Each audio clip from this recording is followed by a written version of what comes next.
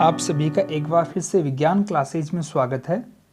हम पढ़ रहे हैं कोलाइडल स्टेट ऑफ मैटर, पदार्थ की कोलाइडी अवस्था कि जिसके हमने दो भाग पढ़ लिए हैं। फर्स्ट भाग, सेकंड भाग पढ़ लिया है और ये तीसरा भाग पढ़ रहे हैं जो इसका अंतिम भाग है। तो हमने इस पार्ट में पिछली क्लास में ख़त्म किया था हार्डी-सुलजे के नियम से। तो आज हम पढ़ेंगे हार्डी-सुलजे के नियम से आगे पढ़ेंगे, ठीक है। और इस भाग में मोस्टली दो अपने अच्छे अच्छे टॉपिक हैं जो आपको समझने हैं, जिसमें एक तो है आपका रक्षक कोलाइड या प्रोटॉक्टिव कोलाइड और एक आपका गोल्ड नंबर या स्वर्ण संख्या। गोल्ड नंबर में से कई बार क्वेश्चन आ जाता है, ठीक है। तो करते हैं अपन स्टार्ट। अगर आपने अभी तक पहला और दूसरा भाग नहीं देखा है तो वीडियो के डिस्क्रिप्शन में आपको उसका लिंक मिल जाएगा या इससे पीछे वाले वीडियो का लिंक आपको आई बटन में मिल जाएगा, ठीक है। तो देखिए अपन साथ के साथ में आप नोट्स बनाते चलेंगे। रक्षक कोलाइड, इसको देखो पहले अपन थ्योरी पढ़ने से पहले थोड़ा समझ लेते हैं। जैसा कि इसके नाम से पता लग रहा है रक्षक कोलाइड यानी किसी न किसी चीज़ की यहाँ पर रक्षा हो रही है। जैसे सपोज करते हैं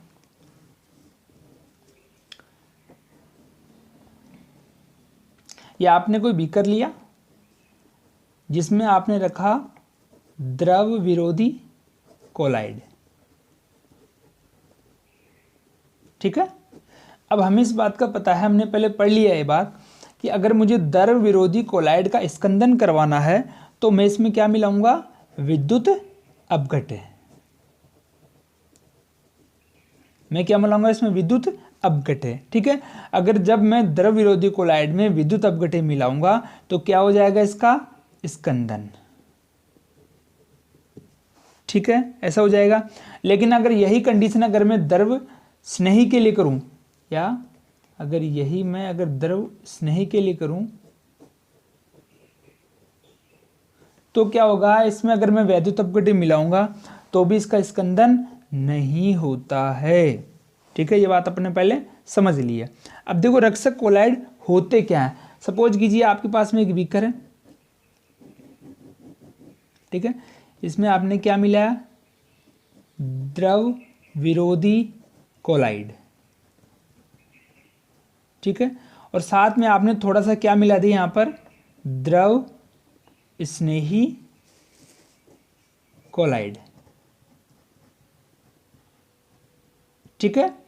द्रव स्नेही और द्रव विरोधी दोनों कोलाइड आपने यहाँ पर मिला दिए। वैसे कोलाइड कौन सा है, ये द्रव विरोधी। अपने इसमें थोड़ी सी मात्रा मिलाई किसकी, द्रव स्नेही की। अब हमें क्या करना है, इसका स्कंदन करना है। तो स्कंदन करने के लिए हमें पता है हम इसमें क्या मिलाएंगे, विद्युत अपघट्य, ठीक है। मिलाएंगे और देखेंगे कि अब की बार इसका स्कंदन नहीं हो रहा है, ठीक है। अब की बार विद्युत अपघट्य मिलाने के बाद में भी इस कोलाइड का स्कंदन नहीं हो रहा है, अर्थात यहाँ पर क्या हो रही है, इसकी रक्षा हो रही है। किससे, स्कंदन होने से इस कोलाइड विलयन की रक्षा हो रही है। तो अपने इसकी परिभाषा क्या देखेंगे, यानी कि अब एक चीज़ आपको समझ में आ गई कि द्रव स्नेही कोलाइड को ही रक्षक कोलाइड कहते हैं। एग्जाम में क्वेश्चन आ सकता है, निम्न में से रक्षक कोलाइड है, तो आपको ध्यान रखना द्रव स्नेही कोलाइड को ही रक्षक या प्रोटेक्टिव कोलाइड कहते हैं, ठीक है। क्लियर हो गया अपना। यानी अब इस पूरे में आपने एक चीज़ समझ ली कि द्रव स्नेही ने क्या कर दिया, इस वैद्युत अपघट्य का क्या कर दिया, विरोध कर दिया। और इस विरोध के कारण वैद्युत अपघट्य अपना प्रभाव यहाँ पर नहीं दिखा सका और इसका रिजल्ट क्या हुआ, यहाँ पर स्कंदन ही नहीं हो रहा है, ठीक है। समझ में आ गई। आइए अब इसकी थ्योरी पढ़ते हैं। हम जानते हैं कि किसी द्रव विरोधी विलयन में थोड़ी मात्रा में वैद्युत अपघट्य मिलाने पर उसका स्कंदन हो जाता है, क्लियर है। जबकि द्रव स्नेही कोलाइड में वैद्युत अपघट्य की थोड़ी मात्रा मिलाने पर उसका स्कंदन नहीं होता है, ठीक है। ये समझ में गए। चलिए, द्रव विरोधी कोलाइडी विलयन में उचित मात्रा में यानी कि थोड़ा सा यानी एक मतलब फिक्स रेशियो में द्रव स्नेही कोलाइड मिला दें तो इसमें वैद्युत अपघट्य मिलाने पर भी उसका स्कंदन नहीं होता है। यानी जब ये द्रव विरोधी अकेला था तब तो इसका स्कंदन हो रहा था, लेकिन जब आपने इसमें द्रव स्नेही कोलाइड मिला दिया तो यहाँ पर इसका स्कंदन नहीं हो रहा है। अतः द्रव स्नेही कोलाइड द्रव विरोधी कोलाइड की विद्युत अपघटन द्वारा स्कंदन से रक्षा करता है। कहने का मतलब क्या हो गया कि यहाँ पर जो द्रव स्नेही कोलाइड है वो रक्षा कर रहा है किसकी? द्रव विरोधी कोलाइड की। किससे? स्कंदन से। ठीक है, अतः द्रव स्नेही कोलाइड को रक्षक कोलाइड कहते हैं। मैं उम्मीद करता हूँ कि शायद आपको समझ में आ गया होगा। ठीक है, अगला है अपना गोल्ड नंबर। देखिए स्वर्ण संख्या, किसी रक्षक कोलाइड की रक्षण क्षमता या प्रोटेक्टिव कैपेसिटी गोल्ड नंबर में दर्शाते हैं या व्यक्त करते हैं। यानी कि कोई जो आपका स्नेही है या द्रव स्नेही कोलाइड है वो कितनी मात्रा में रक्षा कर रहा है उसको अपन किस में दर्शाएंगे? गोल्ड नंबर में या स्वर्ण संख्या में, जिसे सन 1901 में जिग्मोडी, ये अंग्रेजी है इसकी देख लेना, जिग्मोडी ने दिया। अब ये है क्या चीज़, इसको देखो इधर अलग से अपन इसको समझ लेते हैं। देखो ऐसे समझते हैं इसको।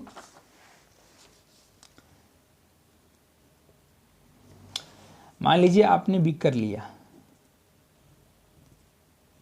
ठीक है, लेकिन मैं आपको परिभाषा साथ के साथ में पढ़ाता चलूंगा। किसी रक्षक कोलाइड का गोल्ड नंबर उसकी शुष्क अवस्था में मिली ग्राम में वह मात्रा है जो 10 ml मानक गोल्ड सोल में डालने पर उसके स्कंदन को 1 ml 10% NaCl विलयन डालने पर होने से रोक दे। घबराने की जरूरत नहीं है, अभी इसको सीधा सीधा अपन समझ लेते हैं। देखिए मान लीजिए आपने कोई बीकर लिया, ठीक है, इसमें आपने क्या मिलाया? 10 ml गोल्ड सोल, यानी कि सोने का आपने क्या मिलाया यहाँ पर? कोई सोने का आपने यहाँ पर सोल मिला दिया। ठीक है, अब आप चाहते हैं मुझे स्कंदन करना है तो मैं क्या करूँगा? इसमें इलेक्ट्रोलाइट मिलाऊंगा या विद्युत अपघट्य मिलाऊंगा। कितना मिला रहा हूँ मैं यहाँ पर? 1 ml 10% NaCl विलयन, 10% NaCl विलयन मैं इसमें मिला रहा हूँ। क्या? विद्युत अपघट्य मिला रहा हूँ। लेकिन आपने एक चीज़ देखेगी कि यहाँ पर इसका स्कंदन नहीं हो रहा है। ठीक है, इसका स्कंदन यहाँ पर नहीं हो रहा है, उसी को हम स्वर्ण संख्या कहते हैं। परिभाषा वापस रिपीट करता हूँ। किसी रक्षक कोलाइड का गोल्ड नंबर या गोल्ड नंबर क्या होता है? उसकी शुष्क अवस्था में मिलीग्राम, ये मिलीग्राम है, ठीक है, ml mg, मिलीग्राम में वह मात्रा है जो 10 ml मानक गोल्ड सोल में डालने पर उसके स्कंदन को 1 ml 10% NaCl विलयन डालने पर उसको रोक देती है। यानी कि अपने पास में 10 ml गोल्ड सोल है, आपको इसमें आपने 1 ml 10% NaCl मिला है। ठीक है, इसकी कंसंट्रेशन है, ये क्या मिला है आपने? इसको स्कंदन करने के लिए इलेक्ट्रोलाइट या विद्युत अपघट्य मिला है। लेकिन यहाँ पर क्या हो रहा है? इसका विरोध हो रहा है। अब इसी को अपन क्या बोल रहे हैं यहाँ पर? स्वर्ण संख्या, गोल्ड नंबर बोल रहे हैं, जो इसका स्कंदन होने से इसको रोक रही है। ठीक है, द्रव स्नेही कोलाइड की रक्षण क्षमता व्युत्क्रमानुपाती 1/, गोल्ड नंबर। ठीक है, गोल्ड नंबर जितना कम होगा वह कोलाइड उतना ही अच्छा रक्षी कोलाइड कहलाता है, क्योंकि व्युत्क्रमानुपाती में इस चिन्ह का मतलब आप समझते हैं, इसका मान बढ़ेगा तो इसका मान घटेगा। ठीक है, विपरीत हो गया। अब देखो याद क्या करना है आपको, एक टेबल है, जैसे मान लीजिए द्रव स्नेही कोलाइड के सारे एग्जाम्पल है अपने पास में। ठीक है, जिलेटिन, एल्ब्यूमिन, अरबिक गोंद, सोडियम ओलिएट, डेक्सट्रीन, आलू स्टार्च। ठीक है, तो इनकी आगे क्या गोल्ड नंबर दे रखे हैं, ये प्रयोगों द्वारा ज्ञात किया गया है, ये प्रयोगों के द्वारा ज्ञात किया गया गोल्ड नंबर है कि इस श्रेणी के द्रव स्नेही कोलाइड है, इनका गोल्ड नंबर इतना होता है और उसी के अनुसार इसकी रक्षक कैपेसिटी होती है। जैसे मान लीजिए अपन यहाँ पर जिलेटिन देखते हैं, जिसको अपन बोलते हैं सर्वोत्तम रक्षक कोलाइड। एग्जाम में क्वेश्चन आ जाए तो चारों ऑप्शनों में आपको टिक करके आना है, जो सबसे अच्छा रक्षक कोलाइड कौन सा है भैया? जिलेटिन है। ठीक है, इसकी गोल्ड नंबर देखो कितनी है, 0.005 से लेकर 0.0, यानी बहुत ही कम है। ठीक है, उसके बाद में एल्ब्यूमिन की आगे आपके सामने दे रखी है, इसको याद करना है, अरबिक गोंद, ठीक है, सोडियम ओलिएट, डेक्सट्रीन, और अपन एक बार आलू स्टार्च को भी देख लेते हैं, यानी स्टार्च है ना जो आलू में मिलता है।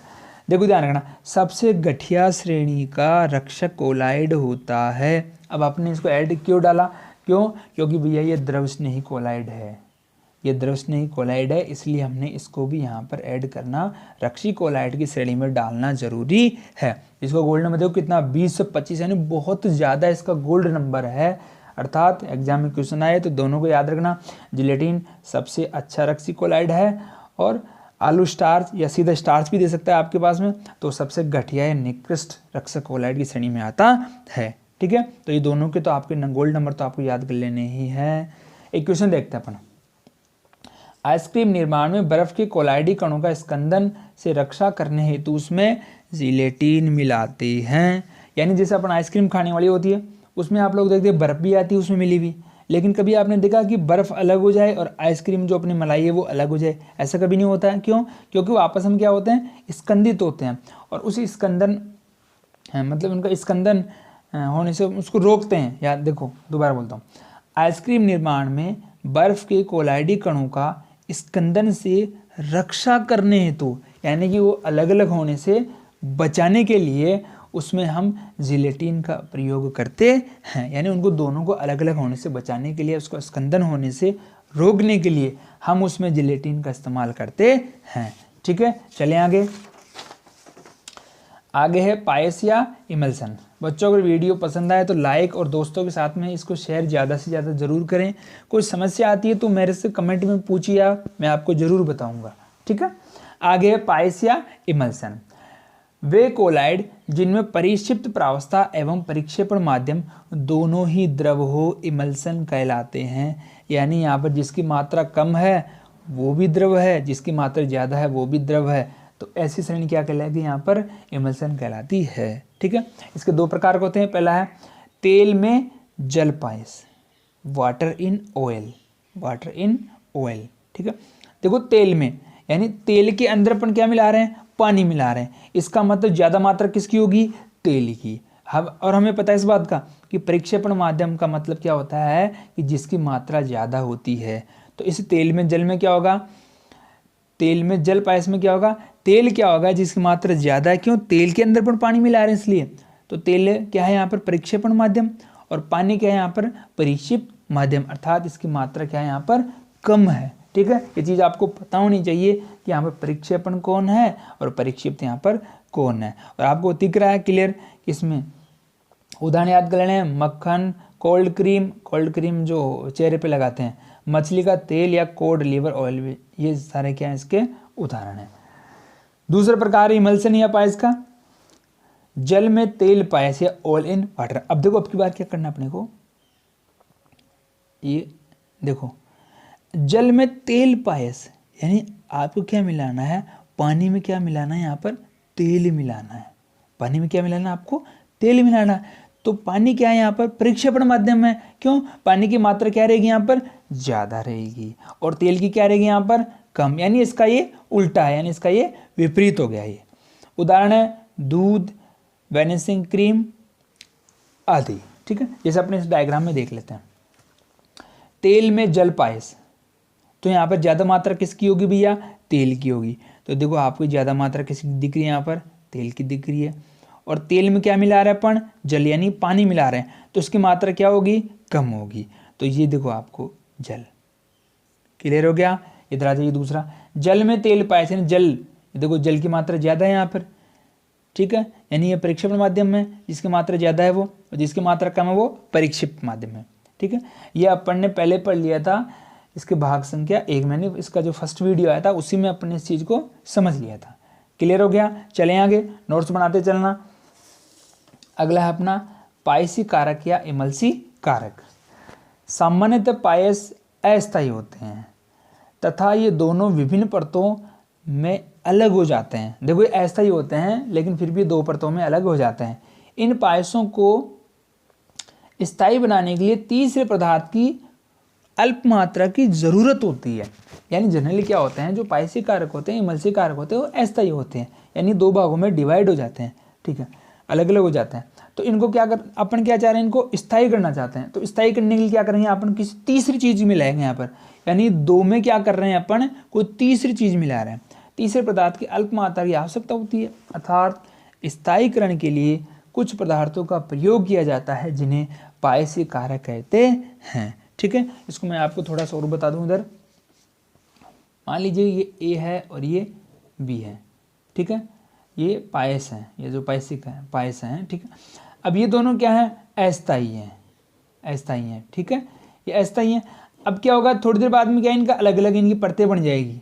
तो इससे अपन बचाने के लिए क्या करेंगे, इसको एक करने के लिए, इसको अपन स्थायी करने के लिए इसमें हमको तीसरी चीज़ मिलाएंगे और इसी तीसरी चीज़ को हम पायसी कारक कहते हैं। ठीक है, उदाहरण साबुन, प्रोटीन, गोंद, अल्कोहल, काजल आदि। क्लियर हो गया। चलिए आगे, चलिए जेल या द्रव ठोस सोल भी कहते हैं इसको, जेल सब जानते हो तुम लोग, जेल भी वह कोलाइडी विलयन जिसमें परीक्षित प्रावस्था द्रव होती है। देखो एवं परीक्षेपण माध्यम कैसा होता है, ठोस होता है, याद रखना। यानी कि जिसकी मात्रा ज़्यादा होती है वो ठोस होता है, जिसकी मात्रा कम होती है वो कैसा होता है, द्रव होता है। ठीक है, उदाहरण जेल जानते हो आप सभी।